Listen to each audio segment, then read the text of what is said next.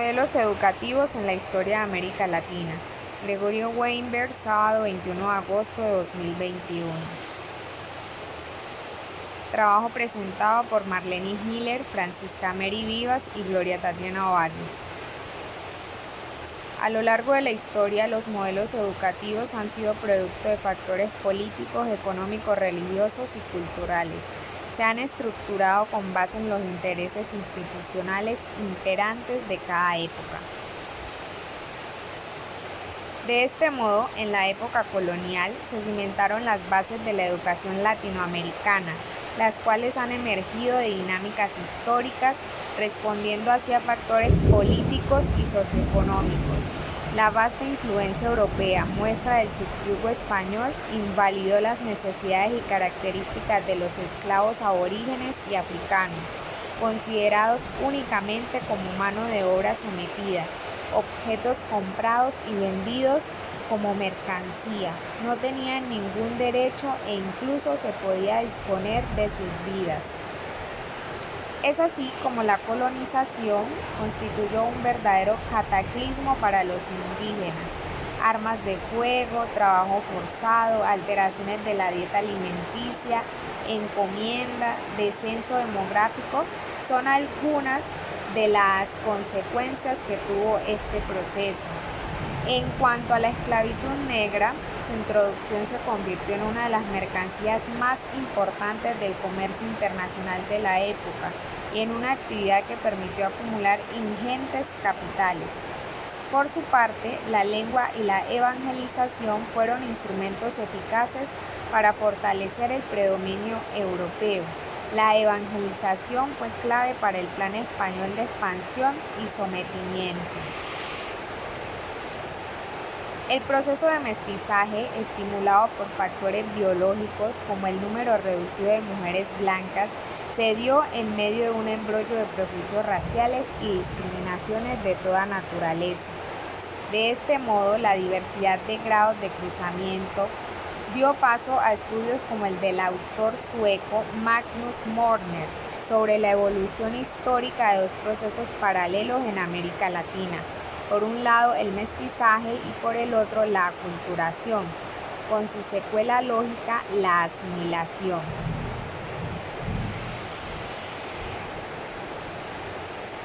Tenemos por acá algunos datos claves. Por ejemplo, en el siglo XVI, las misiones evangelizadoras inspiradas en las ideas renacentistas de la dignidad del hombre y de su posible redención por el trabajo, la educación y sobre todo la religión.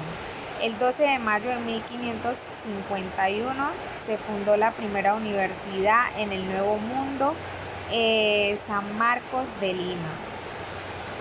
En octubre de 1578 se registran las primeras protestas estudiantiles, esto a nivel universitario.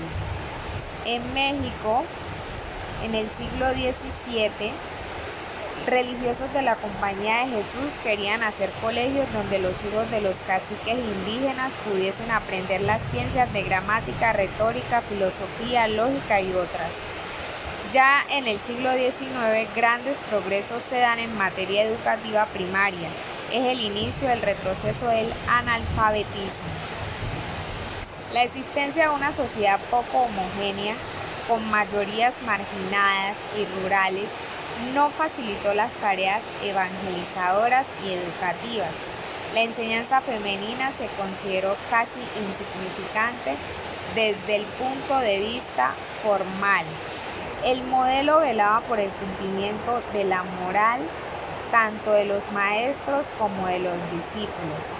Sentados sobre una extensa región entre los ríos Paraguay y Uruguay, en el corazón mismo del continente, lograron los jesuitas con sorprendente rapidez y eficacia organizar la vida económica, social, cultural y religiosa de muchas decenas de miles de indígenas bajo la dirección de un reducido número de sacerdotes.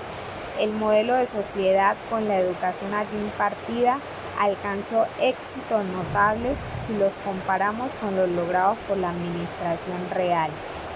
El proceso de aculturación con los hábitos de disciplina y organización impuestos, sumados a la exaltación de los valores del trabajo, dieron como resultado actividades como la agricultura, la ganadería y las artesanías, que a veces alcanzaron la categoría de verdaderas obras de arte en materia de arquitectura, escultura, pintura, tejidos, grabados, etc.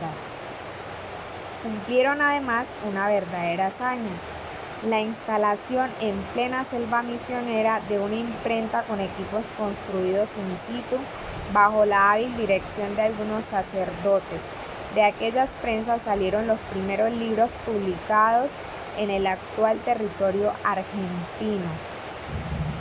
Sin embargo, es de considerarse que no todos los niños eran incluidos en tal proceso, pues a quienes se otorgaba este honor pertenecían en su mayoría a las familias de los caciques y de los indígenas principales. Llegaban a leer admirablemente tanto en guaraní como en español y latín, y muchos escribían con letras tan elegantes, dignas de admiración. La riqueza, quizá demasiado pronto acumuladas en la sede del virreinato, reclamarían nuevas formas de vida y de prestigio, y la universidad no podía faltar. Era necesaria para mantener la fe y asegurar las jerarquías. Si bien hubo grandes nombres cuya obra y fama exceden el ámbito de los claustros y los límites del virreinato, como José de Acosta en el siglo XVI y en la siguiente centuria Juan de Solórzano Pereira, es indudable que la universidad languideció. Predominaba la forma sobre el contenido, las fórmulas vacías sobre la realidad exigente. El modelo salmantino era cada vez más inadecuado. Y ya en el siglo XVIII podríamos decir que las inquietudes científicas y políticas, las nuevas ideas filosóficas y económicas repercutirían pronto y favorablemente sobre la casa de estudios, estimulando los cambios de contenido y la actualización de sus métodos. Si tomamos como ejemplo la enseñanza formal de la medicina como un indicador de los contenidos de la enseñanza, seguía siendo predominantemente teológica y literaria. Era sintomática la perduración del abismo entre teoría y práctica. Solo algunos nombres excelsos ilustran la alta preocupación de unos pocos sabios interesados por conocimientos no convencionales como las virtudes de las plantas o la terapéutica aplicada por los indígenas. La historia de la Universidad de Chile, para tomar una bien distinta, tiene sobresalientes aspectos durante el siglo XIX, ya que marca la aparición de la nueva casa de estudios con rasgos definidamente modernos y maduros.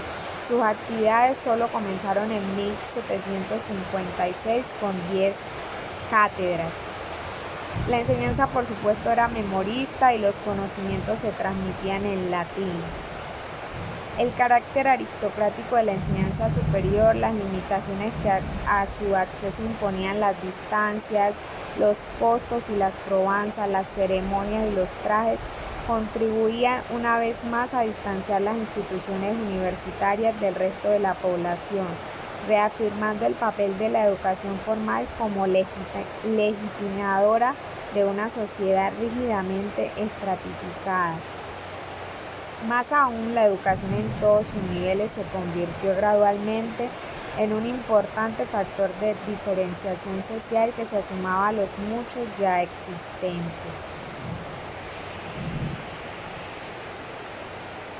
En cuanto al modelo colonial brasileño, poseyó por su parte rasgos específicos que lo distinguen del español, aún manteniendo algunos elementos comunes. A pesar del verdadero terremoto cultural, como ha sido llamado, algún beneficio inicial hubieran podido sacar los indígenas como resultado de la invasión europea. Habría sido, por ejemplo, el empleo de herramientas que aliviasen su trabajo y aumentasen su productividad, pero hay testimonios de que también esto les fue negado. Así, por ejemplo, los herreros se oponían terminantemente a la enseñanza del oficio. Los blancos pobres también se aseguraban de esta manera el uso casi monopólico de los instrumentos y las ganancias que podían derivarse de su empleo. Uno de los objetivos era evidentemente, además del lucro, socavar al rival imperio español sobre cuyas fronteras hicieron los lusitanos amenazadores avances. Los blancos expresaban un profundo desprecio por el trabajo manual, por las actividades prácticas o las labores mecánicas, asociadas todas estas tareas al trabajo servil, considerado degradante e indigno de un hombre libre.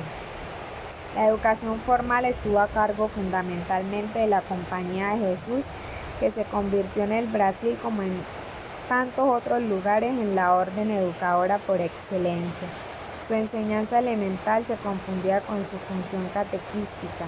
Contrariamente a lo que afirman ciertos autores, si la educación aparentaba ser gratuita, lo era en efecto, pero solo para quienes estaban en condiciones de hacer donativos y contribuciones para el mantenimiento de la orden. La escuela cumplía una función, pero no como lugar de aprendizaje. Algunos autores escribieron al respecto que la educación jesuítica no era popular ni profesional, y aunque la intención fuese proteger al indígena, a este lo estaban realmente despojando de su escudo protector, de su propia cultura. En cuanto a los colegios, cuyo acceso estaba limitado no solo por razones de orden económico, sino por las exigencias de pureza de sangre, constituían poco menos que los únicos centros de actividad cultural. Los estudiantes se acercaban a estos tanto por razones de prestigio como por ser el único medio que podía permitirles más adelante completar sus estudios en la metrópoli. Todo esto contribuía a incrementar el aislamiento de las clases superiores, marginándolas del medio, sumergiéndolas en una cultura deshuesada. La imprenta se instaló en Brasil solo en 1808, casi 3 siglos después de la mexicana. Es evidente que dentro de ese modelo el clima cultural maduró tardíamente. Dada la inexistencia de estudios universitarios en el actual territorio del Brasil durante el periodo colonial, por eso los colegios pasaba el destino de los pocos jóvenes que aspiraban a cursar estudios superiores, a salvo que prefiriesen las órdenes religiosas.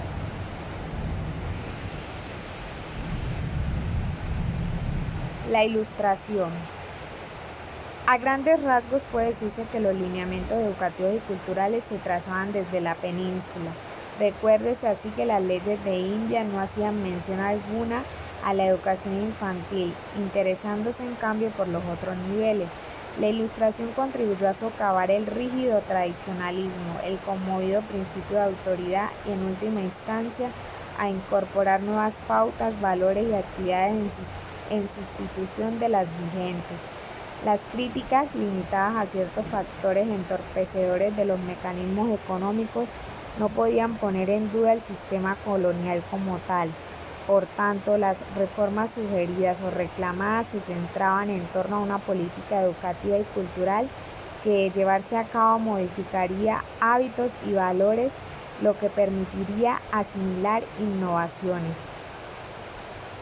Los ilustrados, convencidos estaban de la necesidad y de la posibilidad del progreso, entendido este como un impulso que llevase a la difusión y secularización de ideas tales como las de felicidad y libertad, sin descuidar, por cierto, las de utilidad, y aquí la educación desempeña un papel sobresaliente. Consideraron como único agente de cambio posible que podía avisorarse al Estado, y precisamente desde allí los ilustrados intentaron, tanto en la metrópoli como en las colonias, impulsar ese proceso de transformación social. En definitiva, lo que distinguirá el modelo educativo de la Ilustración es la concepción inicial de la educación como un vehículo de afianzamiento de la autoridad real, supuesto clave del despotismo ilustrado, mientras que el movimiento independentista ya cuestionará la legitimidad del poder de la monarquía y enfatizará en cambio los contenidos igualitarios de soberanía popular. Desde México al Río de la Plata, pasando por Caracas o Lima, idénticos son los clamores: educación, educación para diversificar la economía, para una mejor administración, para mejorar las costumbres. El espíritu crítico actúa como un factor disolvente y las nuevas generaciones criollas se irán adueñando de eso.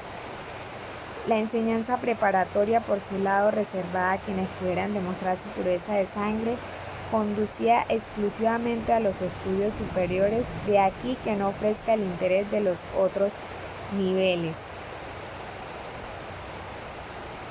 Las universidades a su vez languidecieron durante el siglo XVIII por el franco predominio de las ideas tradicionales, lo que acarreó como consecuencia que la enseñanza se fuera vaciando de contenido y que se fuera enajenando los instrumentos conceptuales que le permitiesen entender la realidad. Por eso, las nuevas necesidades que planteaba el modelo en proceso de adopción pudieron en parte ser satisfechas por el desarrollo de otras ideas y técnicas, pero ahora fuera de los claustros. Así, el naciente periodismo, las grandes expediciones científicas y también algunas polémicas en muy diversos campos suscitadas por la difusión de ideas filosóficas o científicas heterodoxas. En un nivel harto diferente podría señalarse un hecho no menos significativo, ya que decaído el fervor catequístico inicial de los primeros tiempos de la colonización europea en el Nuevo Mundo, la Ilustración renueva el entusiasmo por la actividad educativa y se manifiesta, por ejemplo, con la creación de establecimientos de enseñanza inspirados ya en otro espíritu, sobre todo práctico.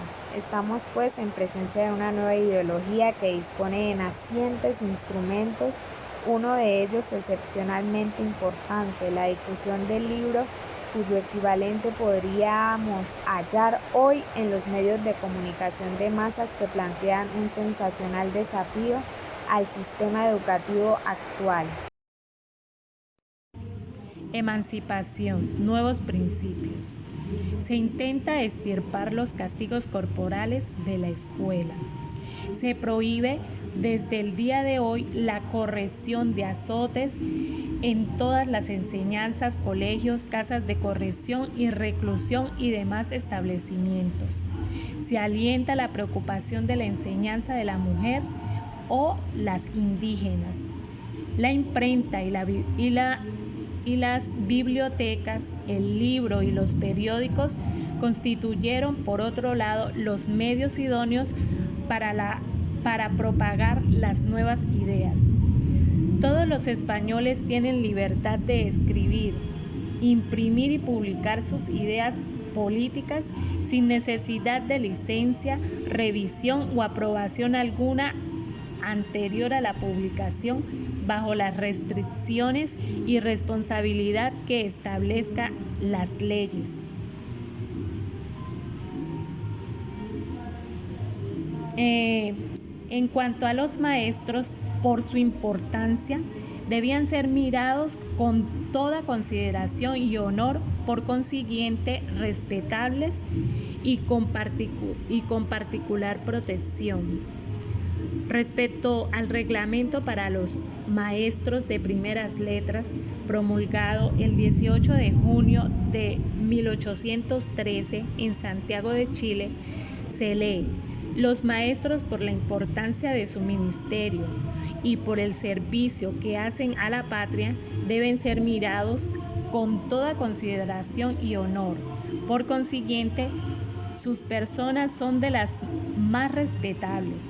Quedan exentos de todo servicio militar y cargas consejiales en el gobierno tendrá presente para dispensarles una particular protección.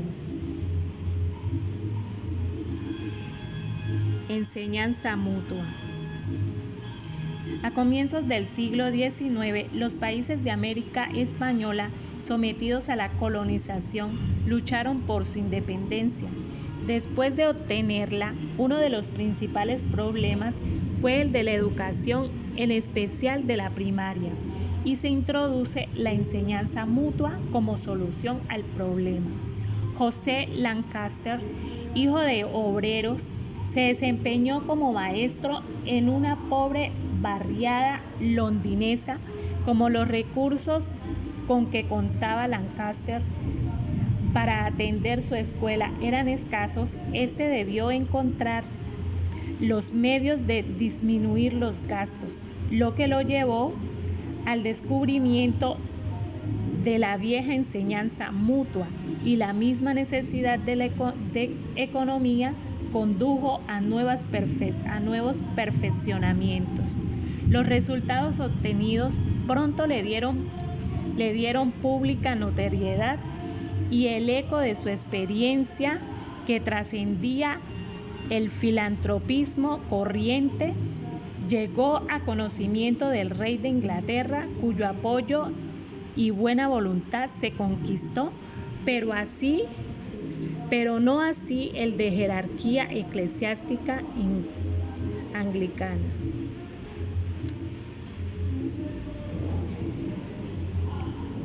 Buenos Aires, en 1813, diputado Francisco López Lisberger. Nada hace al hombre más estúpido y pacato que la opresión e injusticia. Nada hace triunfar más al despotismo como el mantener los pueblos en la ignorancia. Liberales. La escuela era la alternativa institucional para la difusión de conocimientos, valores, actitudes, etc. Las ideologías liberales conducían a la reducción de la influencia del clero en el campo educativo versus conservadores. Consideraban otras posibilidades educativas de un amplio conjunto de instituciones privadas bastante eficaces en la difusión de los valores, etc., que dentro de su esquema constituían los contenidos fundamentales. Alegaban que la Iglesia era un factor importante para mantener o restablecer el orden. Pero más que perfiles genéricos, parece pertinente descubrir de qué manera esas corrientes se insertan en la realidad, tratan de hacerla suya y modificarla en función de su proyecto o modelo.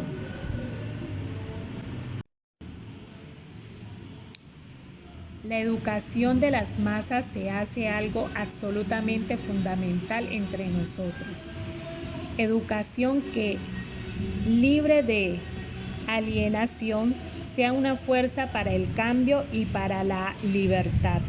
La opción, por lo tanto, está entre la educación para la domesticación alienada y una educación para la libertad, educación para el hombre objeto o educación para el hombre sujeto. Paulo Freire. Educativos modernos para América Latina. Desde la segunda mitad del siglo XX, propuestas educativas modernizantes plantearon reformar los sistemas educativos para responder a los cambios internacionales y de este modo lograr insertarse en el panorama mundial. Se intenta canalizar la transmisión de los valores identitarios y modernizadores a través de la educación escolarizada. Ambas líneas no son absolutas, sino que se entrelazan, posibilitando de este modo una variedad de proyectos educativos nacionales. Para la primera mitad del siglo XX se manifestó como tendencia que las políticas educativas pretendieran un afán civilizatorio en el que se conjugan como antagónicos los proyectos educativos tradicionales y los modernizantes. Los primeros se relacionan con la cultura hispánica y la presencia de la Iglesia Católica. Solo en algunos casos hay intentos de considerar como parte de la tradición a las culturas indígenas, la recuperación del folclore y de las tradiciones populares son baluartes de los proyectos tradicionales. Los proyectos modernizantes insistían en proclamar constantemente la necesidad de nuevos planes de estudio o métodos escolares, o la importancia de la formación técnica sobre una formación cultural. Democracia e industrialización fueron la piedra angular del desarrollo económico-social en el que la educación cumplía un rol decisivo. La transformación que intentaba producirse era acelerada porque era necesario no perder el rumbo de la modernización, según la concepción de los países desarrollados o adelantados. Se esperaba que la industrialización ayudara a la liberación política y económica de las naciones latinoamericanas. El clamor por el desarrollo fue unánime e implicaba, la mayor parte de las veces, despegarse del lastre de las tradiciones y promover los cambios en los sistemas educativos. En este sentido, aumentó el número de alfabetos, aunque el índice de analfabetismo continuó altísimo, sobre todo en las zonas rurales. También fue prioridad reforzar la educación técnico-industrial y dotar de mayor prestigio social. Sin embargo, los resultados no fueron totalmente satisfactorios, según consta en el informe de la Conferencia de Ministros de Educación y Ministros de Planeamiento Económico, Buenos Aires, Argentina, 1966, donde señalan deficiencias persistentes en los sistemas educativos como la falta de articulación y flexibilidad entre los diversos ciclos, la desigualdad en cuanto a duración y calidad de la educación rural con respecto a la urbana y la ausencia de una clara correlación entre las propuestas de reforma y las acciones pertinentes. A partir de la década de los 80, se cuestionaron los resultados hasta el momento obtenidos mediante las reformas educativas, adjudicando la mayoría de los magros resultados a una demanda excesiva de cambios respecto de la capacidad de los sistemas sociales y en particular a la capacidad de gestión del Estado. Hacia los 90 se inician los procesos de reforma educativa para poner en América Latina en paridad de condiciones con respecto a los países desarrollados. Mejorar la calidad del sistema educativo global para incrementar una real igualdad de oportunidades y ante el fenómeno de la globalización, fortalecer la identidad nacional y regional con propuestas interculturalistas donde lo tradicional de la región adquiere un valor destacado. Las reformas proponían múltiples objetivos vinculados a la economía o lo social o a lo cultural y daba a la educación un valor instrumental para alcanzar aquellos objetivos. Las políticas de reforma de los 90 se desarrollaron en torno a 4 ejes principales: gestión, calidad y equidad, perfeccionamiento docente y financiamiento. Se plantea la educación como nexo entre sociedad, desarrollo y equidad, y como base para repensar proyectos colectivos que posibiliten vivir en un mundo multicultural. Las reformas educativas llevadas a cabo en Argentina, Uruguay, Brasil, Paraguay, Bolivia y Chile en la segunda mitad del siglo XX han pretendido modernizar los sistemas educativos según diversos criterios de modernización, como ordenación del caos, como desarrollo económico-social, como reconocimiento de la diversidad, con la finalidad de ofrecer más y mejor educación a todos los habitantes.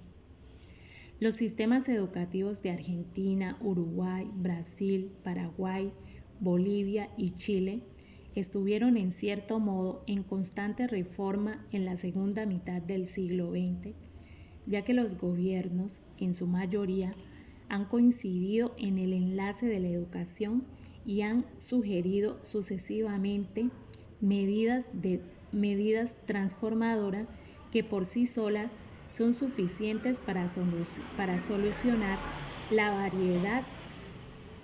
variedad de dificultades que aqueja a la región en relación con cuestiones económicas y sociales. Tal vez políticas sostenidas en el tiempo sean una vía de solución. Muchas gracias.